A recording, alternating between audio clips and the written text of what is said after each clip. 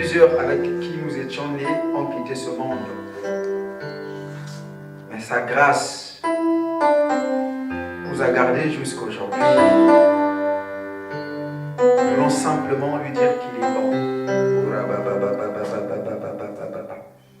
Tu es bon et ton amour dure.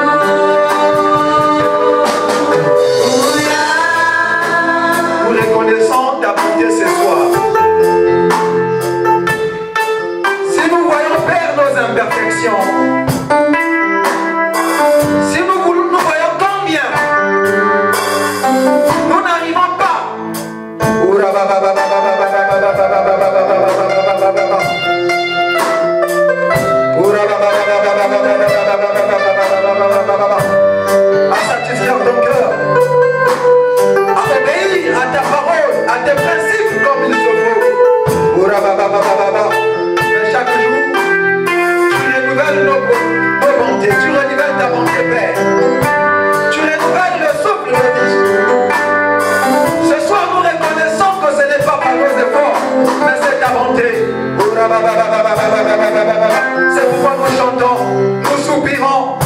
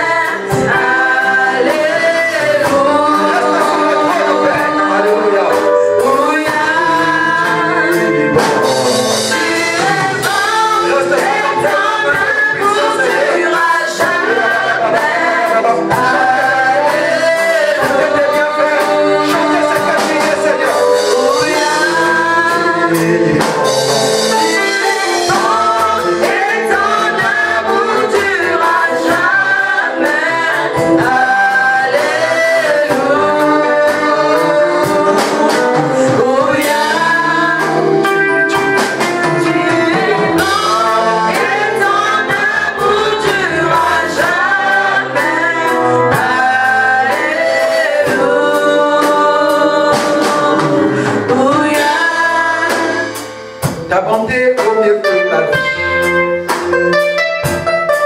Ton amour durera à jamais. Tu es bon. C'est dans ta bonté que tu fais toutes choses.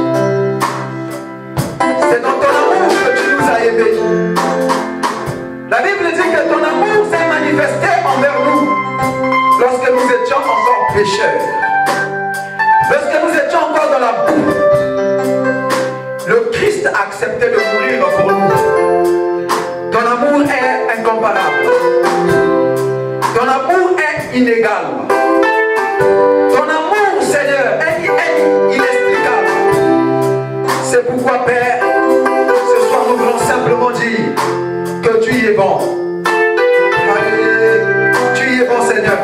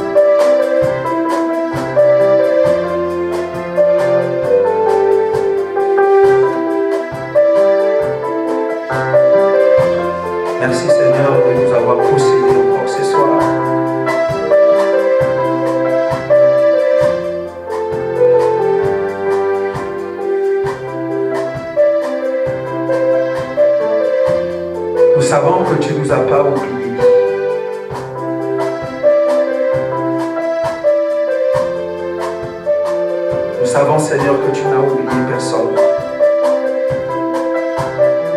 Parce que tu nous aimes encore. Merci pour la force du Saint-Esprit. Merci, Seigneur, pour le renouvellement de la force. La Bible dit que ceux qui se confient en toi, tu renouvelles leur force. Ils prennent les vols comme des aigles. Ils marchent, ils ne se fatiguent pas. Ils courent, ils ne se lassent point. Merci pour notre homme intérieur que tu es en train de bâtir. Merci pour la force intérieure.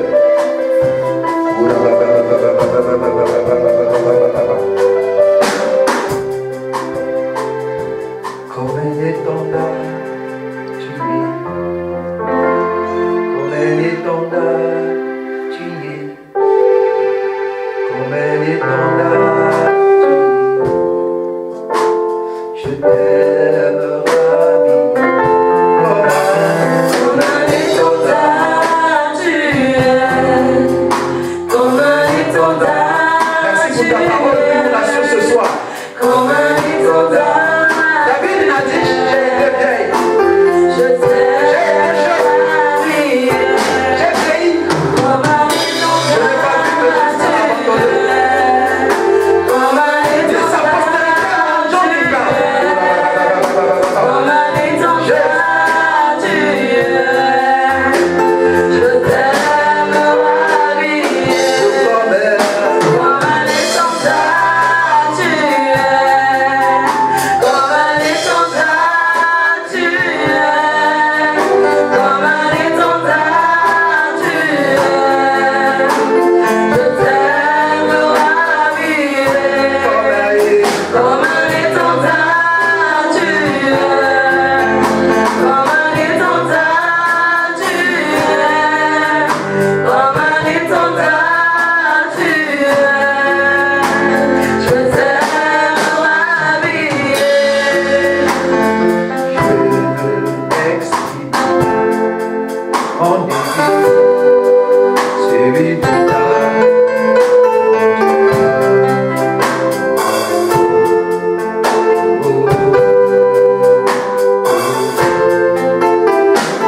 Je veux exprimer mon désir, celui de t'adorer pour moi.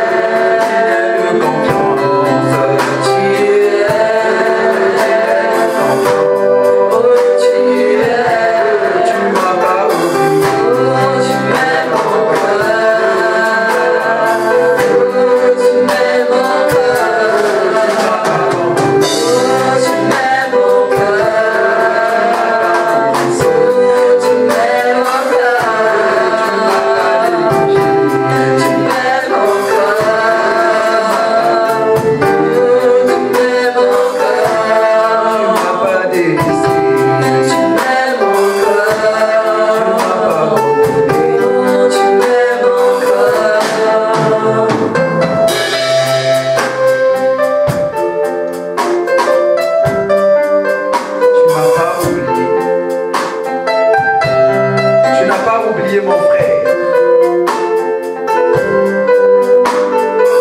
tu as dit je ne t'abandonnerai pas, je ne te délaisserai pas, je serai avec toi chaque jour jusqu'à la fin de tes jours.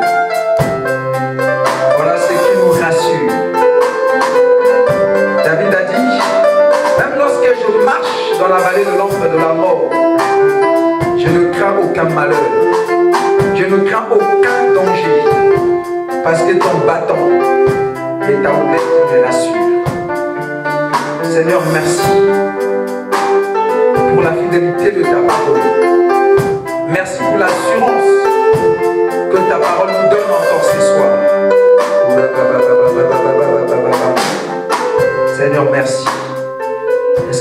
acclamer pour le Seigneur. Gloire au Seigneur.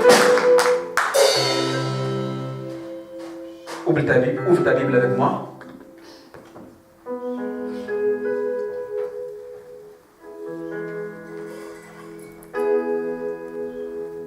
Quelqu'un va nous aider à faire la lecture. Actes des Apôtres, chapitre 1.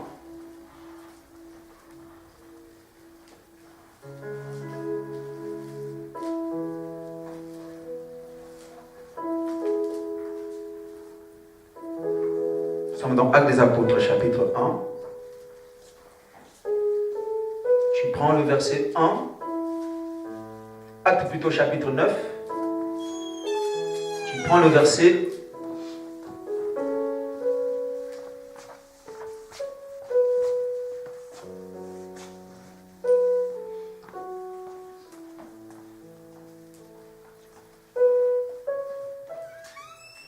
1 jusqu'à 22.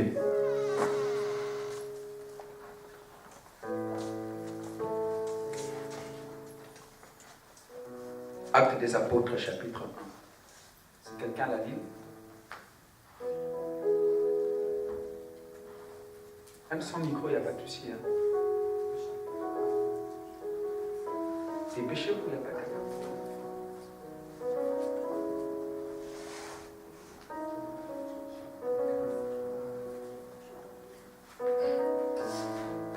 Mais Saul, respirant encore, menace et meurtre. Actes des Apôtres, chapitre 9, le verset 1 jusqu'à 22. Ta version est un peu compliquée. J'aimerais qu'on utilise la version du second, s'il vous plaît.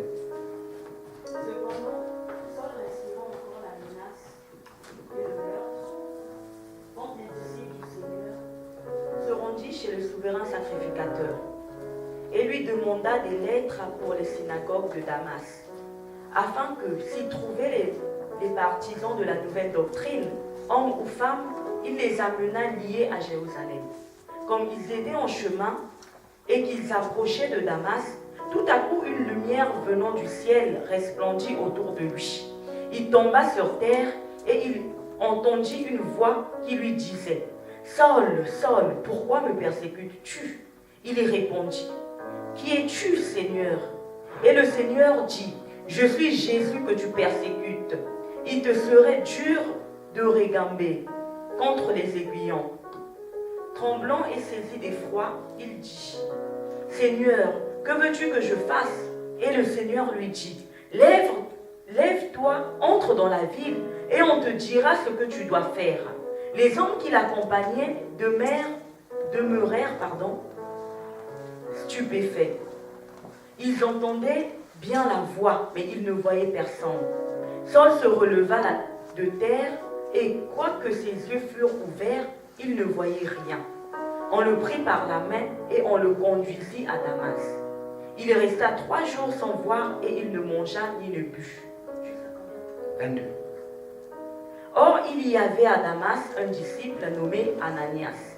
Le Seigneur lui dit dans une vision, « Ananias » Il répondit, « Me voici, Seigneur. » Et le Seigneur lui dit, « Lève-toi, va dans la rue qu'on appelle la droite et cherche dans la maison de Judas un nommé Saul de Tarse. » Car il prit et il a vu en vision un homme du nom d'Ananias qui entrait et qui lui imposait les mains afin qu'il recouvrât la vue. Ananias répondit, « Seigneur, j'ai appris de plusieurs personnes que tout le mal que cet homme a fait à tes saints dans Jérusalem.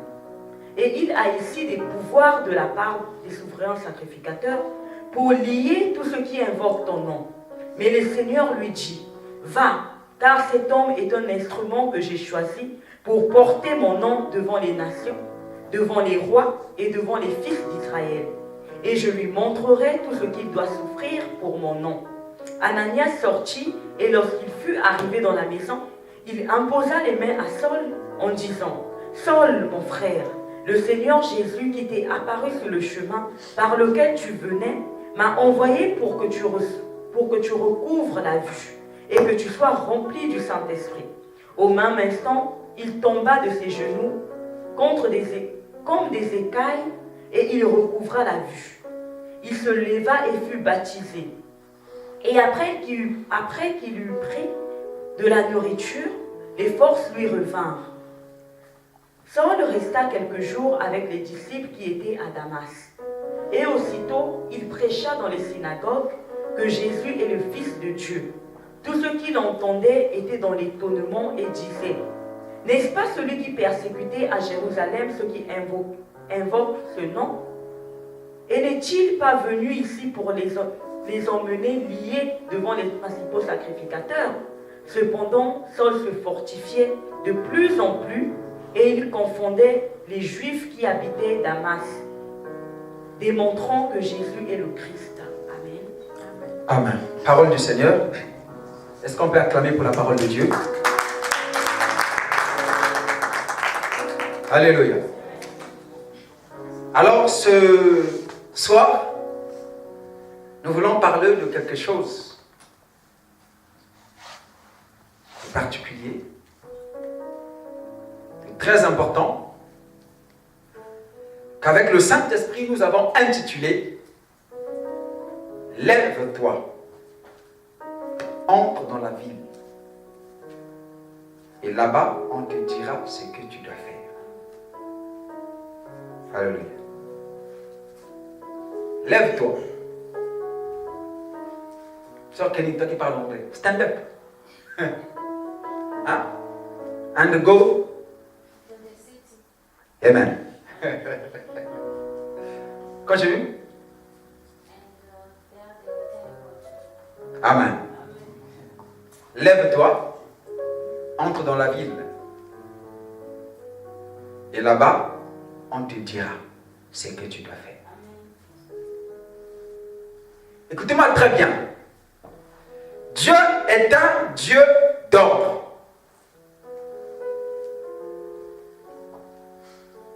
Alléluia. Quand bien même il peut avoir des choses extraordinaires, les choses spéciales, des choses particulières à accomplir avec vous. Mais c'est un Dieu d'ordre et un Dieu de principe. Alléluia. Il respecte l'ordre établi par lui. Quand bien même qu'il est souverain, c'est-à-dire, il n'est pas esclave de ce qu'il a dit. Il n'est pas esclave de sa parole. Il est au-dessus de sa parole, mais il reste dans sa parole. Alléluia. Il reste un Dieu d'ordre. Alléluia. Mais seulement dans son ordre. Il ne fait exception de personne. Alléluia. Il ne fait exception de personne. Parce que ce que Dieu veut faire avec vous, en fait, ça sera Dieu lui-même en vous, accomplissant son œuvre. Alléluia. Ça ne sera pas vous. Alléluia. C'est pourquoi un jour l'apôtre Paul a osé dire que j'ai travaillé plus que tous les apôtres. Mais après il a rectifié. Il dit,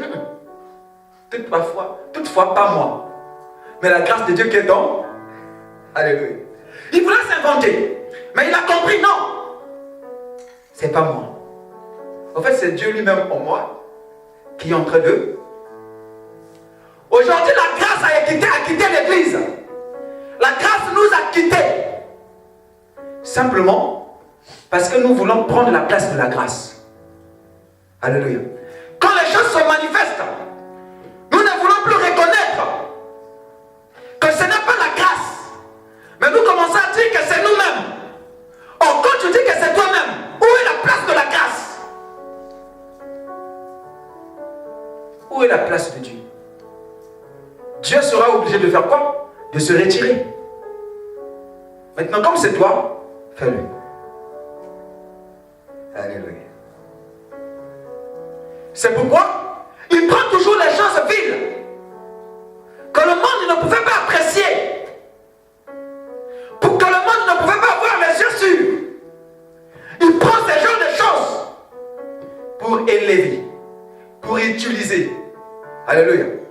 Pour que l'homme comprenne qu'en vérité, là où je suis là, c'est seulement la grâce de Dieu. Ce n'est pas moi. Parce que par moi-même, je ne pourrais pas arriver ici. Alléluia. C'est pourquoi dans 2 Corinthiens chapitre 12, verset 8, l'apôtre Paul dit quelque chose. Il dit que pour ne pas que je sois enflé d'orgueil, il m'a été mis, il m'a été logé un écharpe, un ange de Satan, pour me suppléter, pour m'empêcher de son ordre, un ange de Satan. Waouh! Le grand apôtre Paul, en train de faire des miracles surnaturels, mais dans son dos, il y a un ange de Satan. Comment tu comprends ça? Alléluia. C'est ça la souveraineté de Dieu. Alléluia. Lui-même en train de chasser les démons, mais en lui-même, il y a un démon. Tout ça pour l'empêcher de s'enorgueillir. Il dit que j'ai prié 3 fois le Seigneur pour qu'il ôte ce ange de Satan de moi. Dieu m'a dit, ta grâce, ma grâce te suffit. Alléluia. Parce que mes révélations et ma puissance se fait manifester en toi. Si je ne te mets pas cette chose, toi là, tu vas t'égarer. Alléluia. Or, Dieu nous connaît. Donc s'il avait logé, c'était pas le diable, hein? C'était pas le diable qui lui avait logé, ça c'est Dieu lui-même. Toi qui blagues avec Dieu. Alléluia. Dieu est souverain, il peut tout faire. Il n'a pas de... Il peut tout faire. C'était pas... Le diable, c'est Dieu lui-même, il dit, il m'a été mis. Dieu, lui, a mis ça. Il prend un ange de Satan, il loge ça. Un écharpe. Alléluia. Mais pourquoi? Mais parce que Paul était, en vérité, il était orgueilleux. Alléluia. Dieu, voyant son orgueil, voyant les révélations qu'il donnait. Alléluia. Voyant la puissance de Dieu qui se manifeste en lui. Il dit, le petit là, si je le laisse comme ça, il va se garer. Alléluia. Il pourra même prendre ma place. Mais pour ne pas qu'il se gare, il faut quand même qu'il y ait quelque chose en lui qui va lui demander d'être humble. C'est pourquoi des fois il y a quelque chose, il y a des choses que toi tu n'arrives pas à t'en débarrasser simplement. Des fois c'est Dieu lui-même. Il sait que si je ne laisse pas telle faiblesse en lui, alléluia, il n'ira pas loin. Au moins je dois laisser cette faiblesse en lui pour que quand il va s'inventer, il voit cette faiblesse là, il dit alléluia, que je reste ce moment là. Alléluia. Est-ce qu'il y a quelqu'un là? Dieu ne fait acception de personne. Dans la Bible, lorsque le Seigneur choisissait ses apôtres, il n'y avait pas de critères. Alléluia. Il n'y avait pas de conditions à remplir pour être choisi, pour être appelé apôtre. Alléluia. La seule condition, c'était seulement d'être choisi par Dieu lui-même, par le Seigneur Jésus. C'était la seule condition, le seul critère. Quand il te choisissait, c'est ça le critère. Alléluia. C'est pourquoi dans Marc chapitre 3, à partir de verset 12 jusqu'à 16, vous remarquerez là-bas, il est écrit que le Seigneur monta sur la montagne. Alléluia. Et il appela les disciples. Ce qu'il voulut. Amen. Ce que lui-même il voulut. Et ils les prirent avec lui. Alléluia. Qui appela? Le Seigneur. Après avoir monté sur la... Alléluia. Or, la montagne a une signification spirituelle. La montagne typifie la prière. Alléluia. Donc après avoir prié,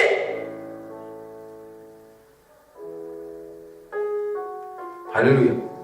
C'est pourquoi Luc, parlant de la même chose, Luc dit que Jésus, après avoir prié toute la nuit, alléluia, après avoir prié toute la nuit, il descendit de la montagne et il appela ses disciples. Il leur donna le nom d'apôtres. Alléluia. C'est-à-dire les envoyés. Pas quelqu'un d'autre. Le Seigneur lui-même. Alléluia. Pourquoi? Mais parce qu'ils avaient une mission spéciale. Une mission particulière. Une mission d'accomplir. Alléluia. Et c'est ainsi aussi, dans Actes chapitre 1, à partir de verset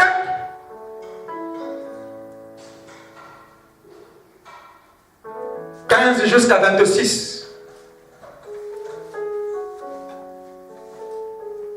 Vous pouvez prendre à partir de verset 20 jusqu'à 26. Vous remarquerez que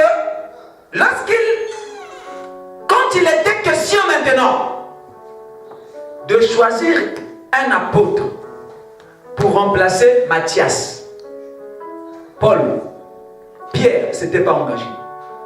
Alléluia. Pierre s'était pas engagé. C'est pas Pierre qui a nommé. Alléluia.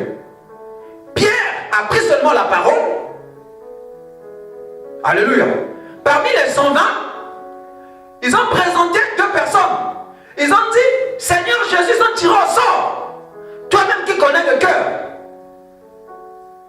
Choisis parmi les 2 hommes. Qui prendra la place de Judas? Pierre n'a pas nommé. Alléluia. Parce qu'il ne s'agissait pas de son apôtre. Il s'agissait de l'apôtre du... Il fallait que Dieu lui-même qui connaissait les cœurs, il fallait que Dieu lui-même choisisse. Même quand Pierre prend la parole, prend la résolution que quelqu'un devait remplacer Judas, il n'a pas pris la résolution comme ça. C'est poussé par le Saint-Esprit. Parce que dans Psaume chapitre 109, si j'ai bonne mémoire, à partir du verset 9, il est écrit que quand sa demeure devienne déserte, que quelqu'un d'autre prenne sa place. Amen. Ça a été déjà prédit que Judas devait être remplacé par quelqu'un d'autre. C'est ça? Psaume chapitre 109, c'est pas ça?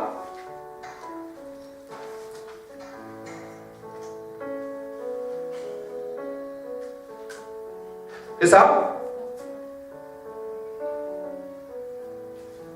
Permettez.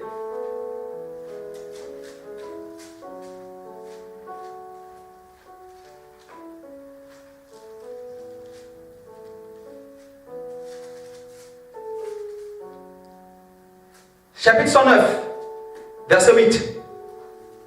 J'ai donné le verset 9. J'ai donné le verset 8. C'est ça, non? Que ça demeure, ces jours deviennent, que quelqu'un d'autre prenne ça.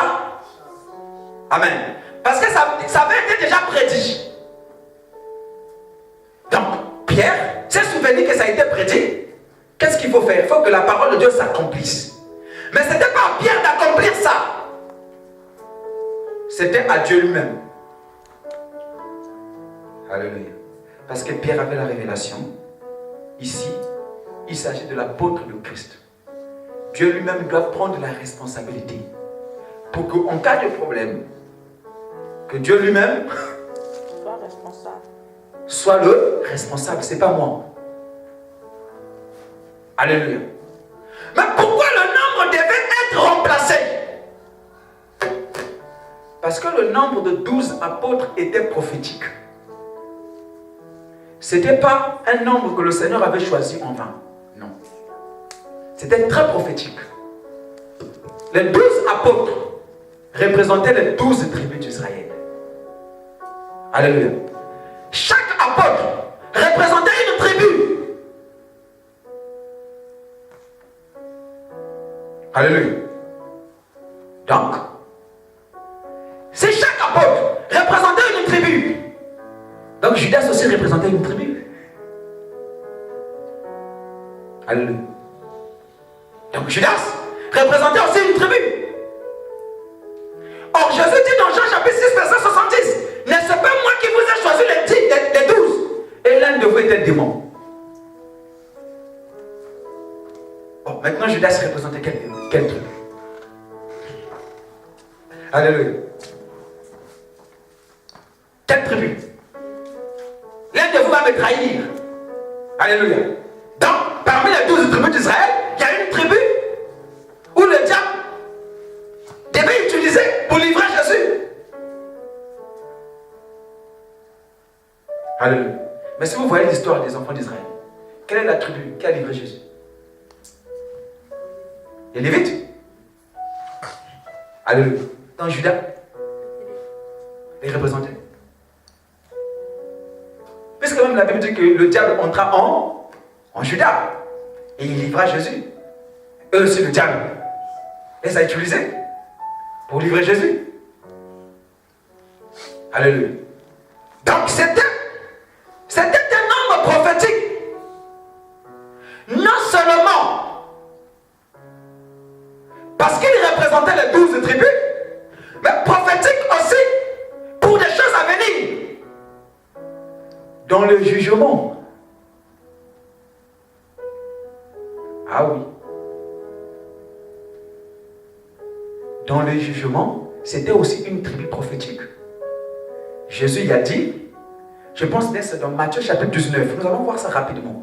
Ouvrons d'abord Matthieu chapitre 19. Matthieu chapitre 19, à partir du verset 27 à 28. Que quelqu'un lise d'abord. Matthieu 19, 27 à 28. C'est bon, elle peut lire sans micro, c'est bon, c'est bon. Matthieu chapitre 19, verset 27 à 28. C'est ça. Pierre prenant la parole et lui dit, voici nous avons tout quitté et nous t'avons suivi. Qu'en sera-t-il pour nous? Jésus leur répondit, je vous le dis en vérité, quand le Fils de l'homme, au renouvellement de toutes choses, sera assis sur le trône de sa gloire, vous qui m'avez suivi, vous serez de même assis sur 12 trônes, et vous jugerez les 12 tribus d'Israël. Ah, très prophétique.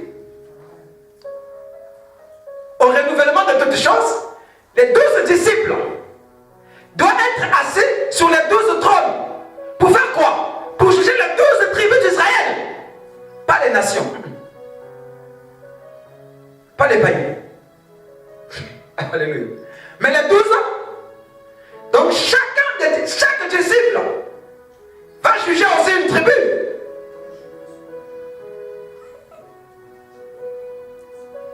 Alléluia. Donc chaque disciple a pour responsabilité de juger sa tribu. C'est pourquoi Pierre étant révélé, c'est pas prononcé là. Il dit c'est pas à moi de faire le choix. Alléluia. Ouvrez Luc chapitre 22. À partir du verset 28 à 30.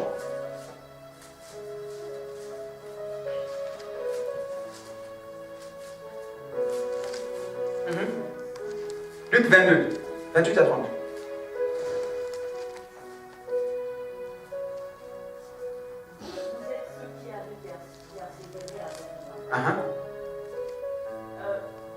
Persévérez avec moi dans les épreuves.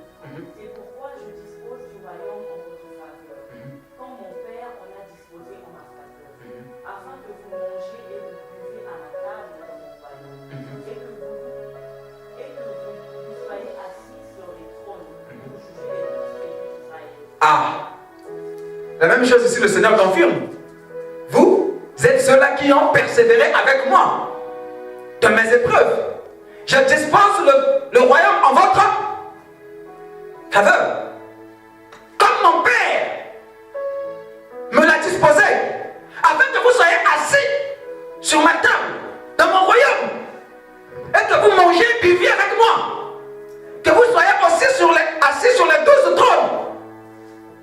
juger les 12 tribus d'Israël. Alléluia. Donc c'était un choix qui devait être fait par Dieu lui-même. Parce que cet apôtre-là doit être assis sur une tribu. Alléluia. À la place d'honneur. Mais on ne devait pas prendre n'importe qui. Seul Dieu qui connaît les cœurs devait prendre. Je vais ouvrir une parenthèse ici. Vous voyez même que la fidélité compte. Alléluia. Le Seigneur leur dispose le royaume. Pourquoi? Parce qu'ils ont persévéré avec lui. Ils ont passé des moments difficiles avec lui. Quand on traitait le Seigneur de tout, quand on l'insultait de Belzéboul, eux ils étaient là. Alléluia. Un jour dans Jean chapitre 6, à partir du verset 68 à 70, quand Jésus a prêché que si quelqu'un ne mangeait sa chair, ne buvait son sang, il ne devait pas rentrer dans le royaume. Les 70 disciples sont partis. Les 12 sont restés.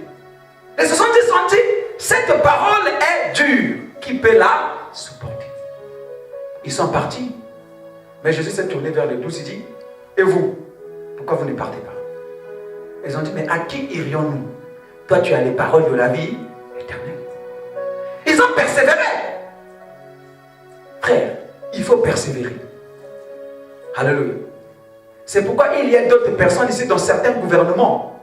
Même si cette personne n'est pas brillante, même si elle n'est pas brillante, même si elle n'est pas comment, mais tu remarqueras que cette personne, on ne l'enlève jamais du gouvernement. Et pourquoi? Mais c'est à cause de la fidélité. C'est à cause de la loyauté. La loyauté paye. Dieu n'est pas ingrat. Parce que vous avez persévéré avec moi, je dispose le royaume.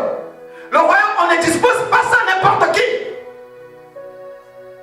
La gloire, on la donne à ceux-là qui ont persévéré avec eux.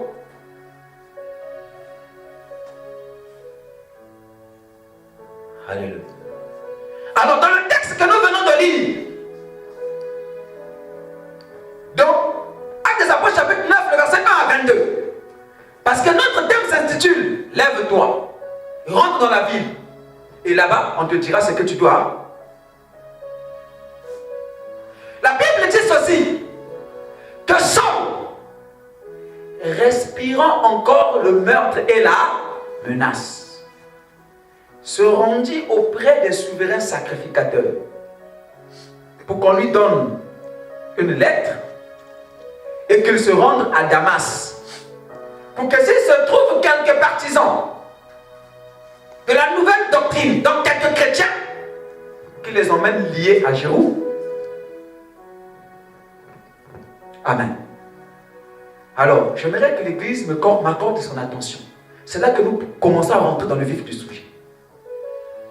Paul respirant encore. Saul respirant encore.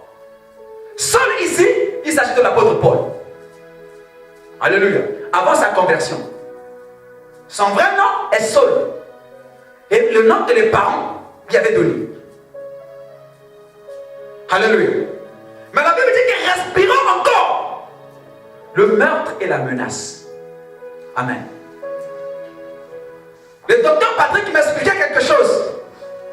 Que la respiration, c'est le processus par lequel on inspire l'oxygène. Alléluia. Et on expire le dioxyde de carbone. Vous êtes d'accord, non? Alléluia. Donc c'est toute une vie. Alléluia. Donc lorsque nous inspirons, c'est l'oxygène. Lorsque nous inspirons, c'est le dioxyde de carbone. Donc c'est ça la vie.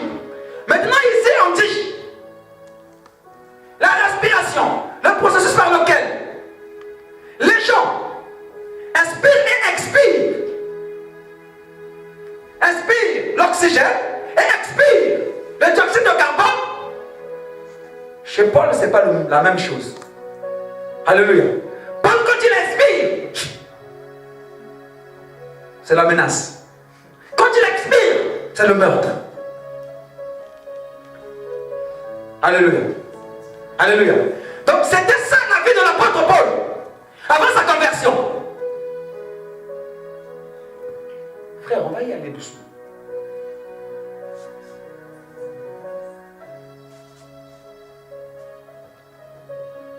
C'était ça la vie de Saul. Alléluia. Donc, quand un chrétien rencontrait Paul, son sort était deux choses. Alléluia. Il était menacé. La menace, j'étais en prison. Alléluia. Acte chapitre 8, verset 3. On dit, cependant, Paul faisait quoi? Disait là-bas. Paul de son côté ravageait l'église. Pénétrant dans les maisons, fit enracher hommes et femmes et les faisait jeter en prison. Amen. Paul rentrait dans les églises. Donc, ravageait les églises, détruisait les églises. Alléluia. Il arrachait. Il prenait de force les hommes et les femmes chrétiens jusque dans les maisons. Il les jetait en prison. Mais ce n'est pas une menace. Alléluia. Soit il les tuait. Acte 8, 1. On dit qu'il avait même approuvé le meurtre d'Étienne. Donc il a été d'accord qu'on tue Étienne. Alléluia. Donc sa vie, c'était le meurtre et la menace. Pas contre n'importe qui. Contre les chrétiens. Donc Paul était devenu un danger pour les chrétiens. Frère, quelle haine. Alléluia. Pendant que j'étais en train de méditer le matin, j'ai commencé à me poser des questions. J'ai dit, Seigneur, est-ce que toute cette haine-là, puisque Saul était devenu l'antichrist en personne, le mal pour les chrétiens en personne, je me suis posé la question, pourquoi Seigneur, toute cette haine-là, est-ce que toute cette haine-là était seulement liée à son zèle? Alléluia. Par rapport à la loi de Moïse, le Seigneur m'a dit non, c'est plus que ça. Alléluia. C'est plus qu'un simple zèle. Alors voici la révélation. Quand vous lisez Luc, quand vous lisez Actes des Apôtres chapitre 22, à partir de verset 3,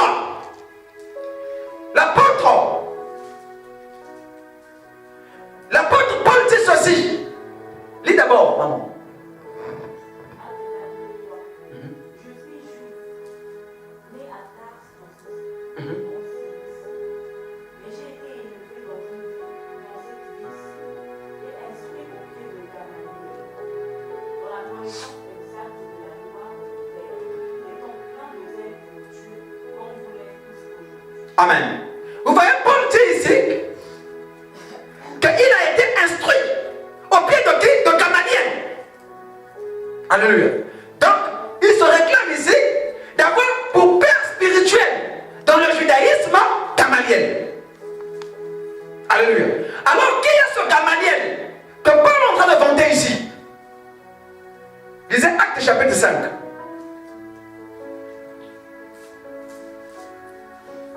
À partir de verset 33. Actes des Apôtres chapitre 5, à partir de verset 33. Furieux de ce parcours, il voulait les faire mourir. Mais un pharisien nommé Gamaliel, docteur de la loi, estimé de tout le peuple, se leva dans les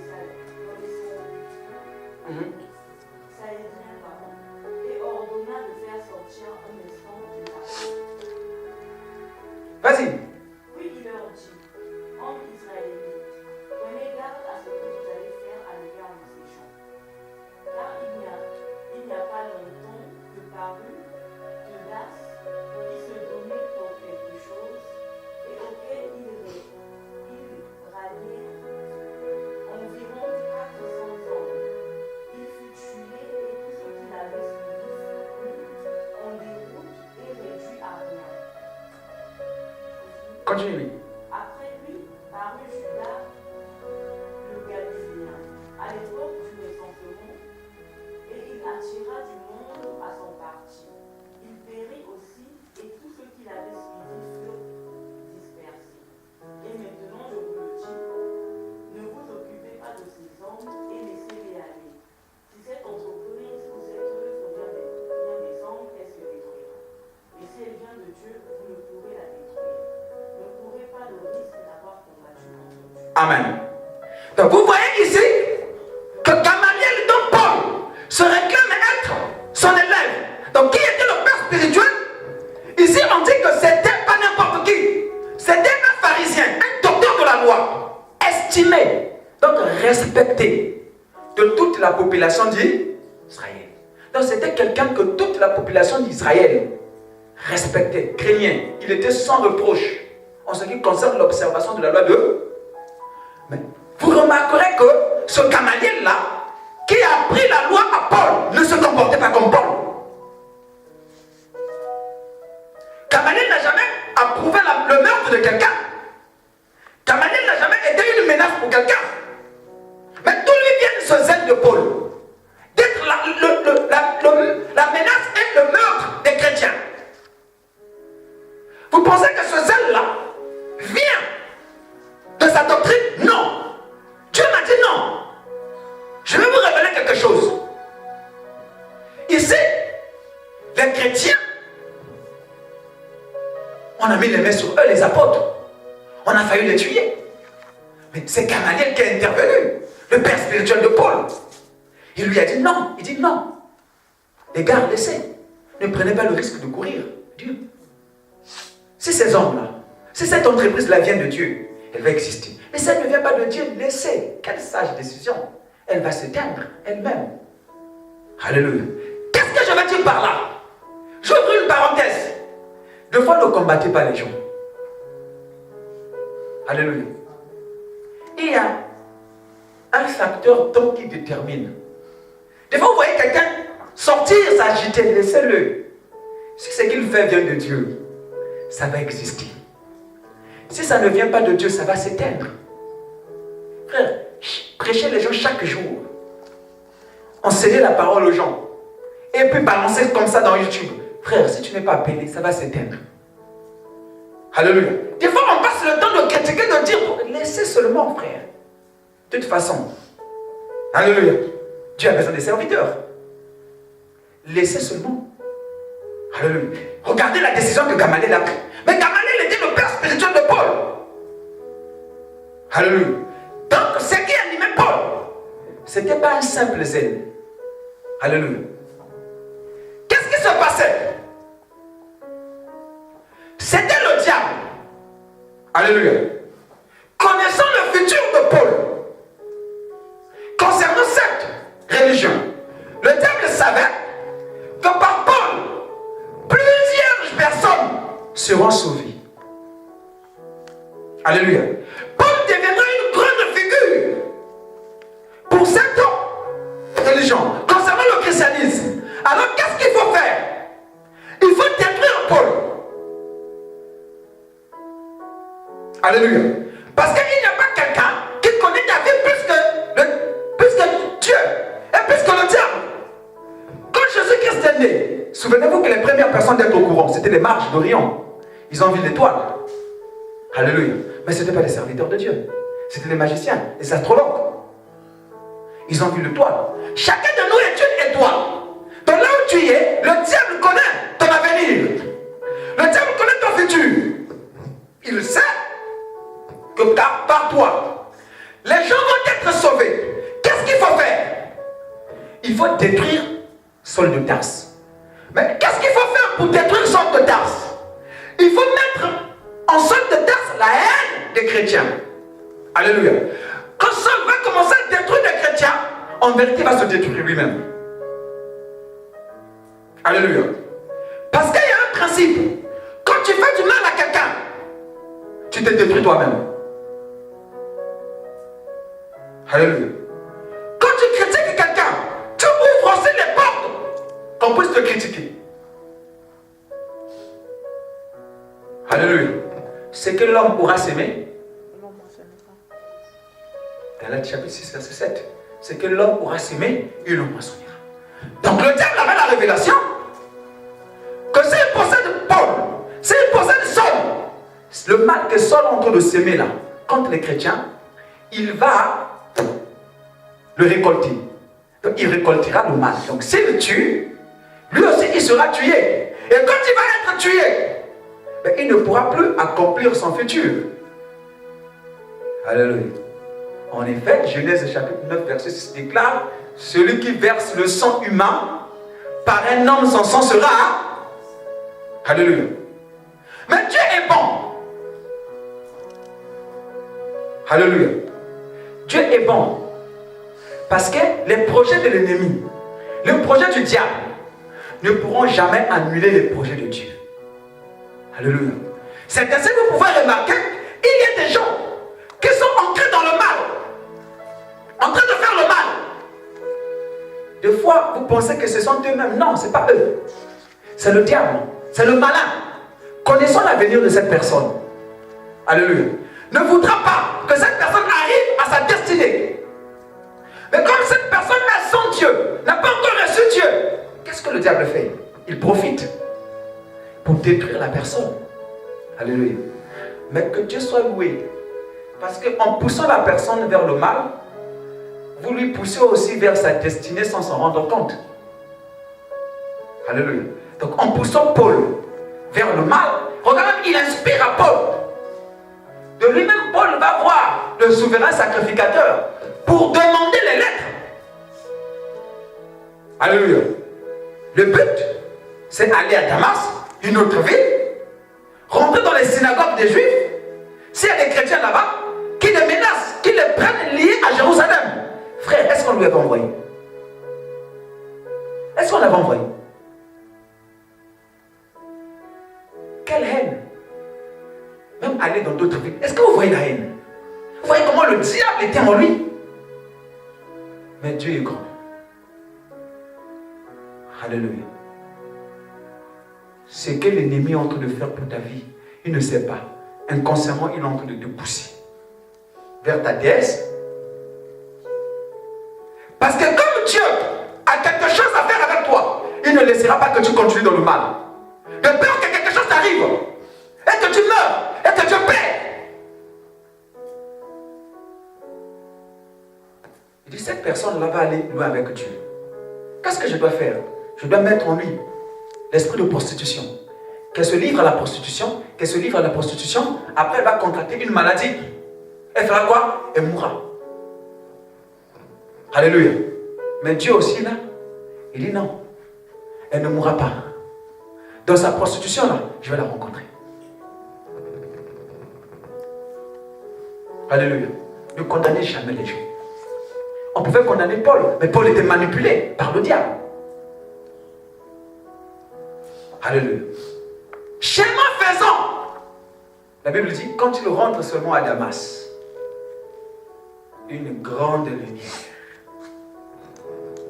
resplendissante le frappe sur les yeux. Alléluia. Saul tombe par terre et une voix se fait entendre. Saul, Saul, pourquoi me persécutes? Alléluia. Et la Bible dit que Paul répondit, qui es-tu, Seigneur? Qu'est-ce qu'il dit? Qui es-tu? Alléluia. Vous connaissez la loi? Il savait que dans le judaïsme, un seigneur n'était pas n'importe qui. Alléluia. Ici, le Seigneur confirme encore, je suis Jésus que tu... Alléluia. Mais le grand problème, c'était quoi? Mais parce que les chrétiens annonçaient que Jésus-Christ était le Fils de Dieu, donc il était Dieu. Parce qu'un Dieu ne peut confronter un Dieu. Et il dit, quoi? Le Jésus? Non. Le même Jésus que eux, ils persécutaient là, qui n'était pas Dieu, mais ici, il a répondu, je suis Jésus que toi tu... Il te sera dur de régimber contre les aiguillons. Alléluia. Et il posa la question de savoir, Que veux-tu maintenant que je... Ça, c'est le comportement de ceux-là qui ont un destin. Alléluia. Quand quelqu'un est un enfant de Dieu, quand il se rend compte, quand ses yeux s'ouvrent qu'il est en train de faire le mal, automatiquement en lui il y a l'attitude de la repentance. Alléluia. Un enfant de Dieu ne peut pas seulement rester.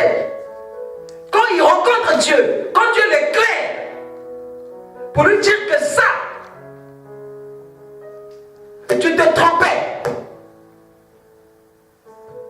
automatiquement. Alléluia. Là, le diable ne pouvait plus avoir autorité sur lui. Alléluia. Il dit, que veux-tu maintenant que je... Et le Seigneur lui dit, lève-toi, rentre dans la ville. Là-bas, on te dira ce que tu dois. Or, une ville spirituellement représente une église.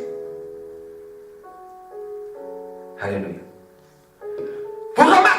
Vous remarquerez que Dieu n'a pas commencé à dire à Paul ce qu'il devait faire. Dieu n'a pas révélé à Paul sa vocation.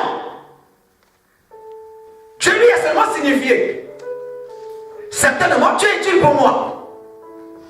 C'est pas en vain que je t'ai apparu. Rentre-toi, lève-toi. Alléluia. Entre dans la ville. C'est dans la ville qu'on te dira ce que tu dois faire. Alléluia. Je vais m'adresser ici à quelqu'un qui est en train de me suivre. Toi qui négliges l'église. Alléluia. Je ne refuse pas que Dieu t'a appelé. Alléluia.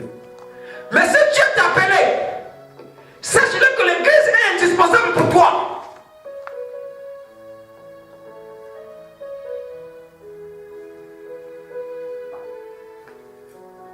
Frère, même si tu deviendras grand, alléluia, mais il y a des gens qui ont été là avant toi.